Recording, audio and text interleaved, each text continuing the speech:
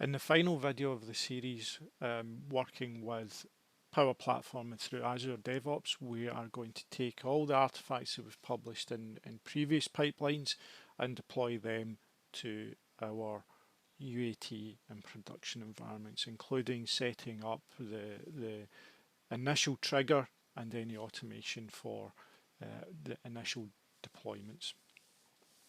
Okay, so again, we're not going to use the newer YAML pipelines. We're going to use a classic pipeline editor under the releases section within the pipelines section of Azure DevOps, and we're only going to configure the solutions in this video. We will create a secondary video where we have conditional policies on what is going to be deployed and when, and publishing reference data at the same time, so that we've got the managed reference data that's published in conjunction with the matched solution. So let's dig into the pipelines and start configuring. So we're going to create a new pipeline, new release pipeline, and like we've already discussed, we're going to create it as an empty job. The first thing we're going to do is add an artifact to this pipeline, and it's going to be the artifact that we published in an earlier export, which is the export solutions, and select the correct versions that we want. So in this case, we always want to deploy the latest version, or the version that has been tied to the last build on that pipeline, and we can give it an alias if we want to. In this case, I'm not going to change that. All it changes is the name as we're looking up the packages that we're going to export. We click add to that artifact, and that creates the artifact for us to deploy within this pipeline. If we click on the continuous deployment trigger, we can say when this is going to be triggered on our pipeline. In this case, we're not going to automatically do it, although you could, based on your continuous deployment of this build. So as soon as this build finishes, it will trigger a new release. Okay. Once we've configured the artifacts, we move on to the jobs themselves under each of the stages. So in this pipeline, we'll configure both the UAT and the production deployment, but only have UAT on successful build. So the next thing we do is we click on tasks, and again we're going to add the standard PowerPlatform and tasks that we need. So we need the PowerPlatform tool, PowerPlatform tool installer. So we need this before we can use any other PowerPlatform tasks. We're also going to use the PowerPlatform import and the apply solution upgrade, because we are following the new mechanism of having holding solutions and deploying them. We're going to use the apply solution upgrade last. So as normal, we don't need to configure the PowerPlatform tool installer, but we do need to configure the import solution. So the first environment we want to deploy our managed solution to is our UAT environment. Next, we are going to select the solution file. So because we have already ran our build, we can browse to it and select the build.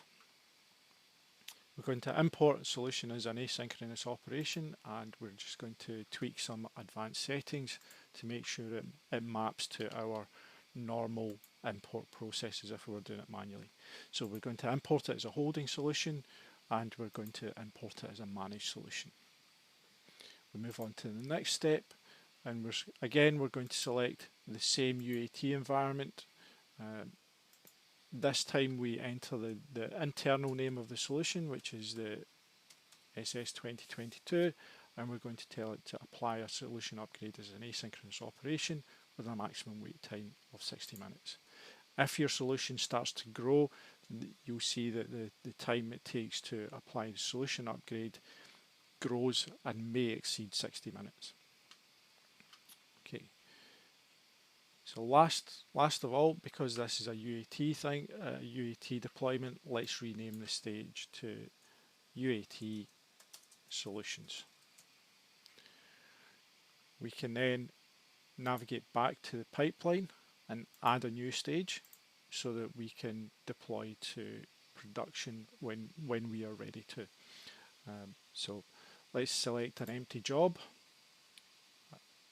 and rename the stage to production solutions. And we'll need to make some changes because we don't want our solution to automatically be deployed to production after it's been deployed to UAT without some testing in between. So we click on the pre-deployment conditions and select manual only. This means that we have to trigger the solution deployment to production at a later stage. Okay. Next, we come into the task, and again we're going to add the same tasks and configure them in the same manner other than the connection that we've already done. So again, we search for PowerPlatform.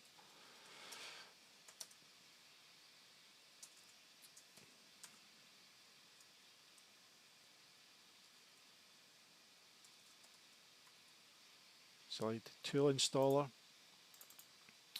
Select the import task. And select the apply upgrade. This time we're going to select the production connection. We're going to use the same managed solution as previously. So this only changes each time the build is done, but because we have linked the deployment to a specific build number, we don't need to worry about handling that in this case. Again, we're going to import as a holding solution and we're going to import as a managed solution. And that's all we need to worry about in this step. And move on to the apply solution upgrade.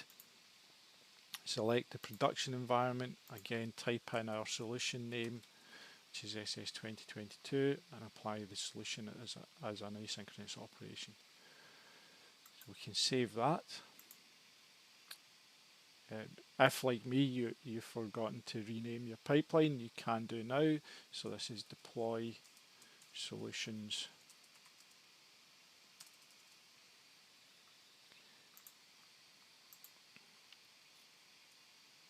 So now, if we look at our solution, every time a new managed solution is published, this pipeline will kick in and deploy that managed solution directly to UAT.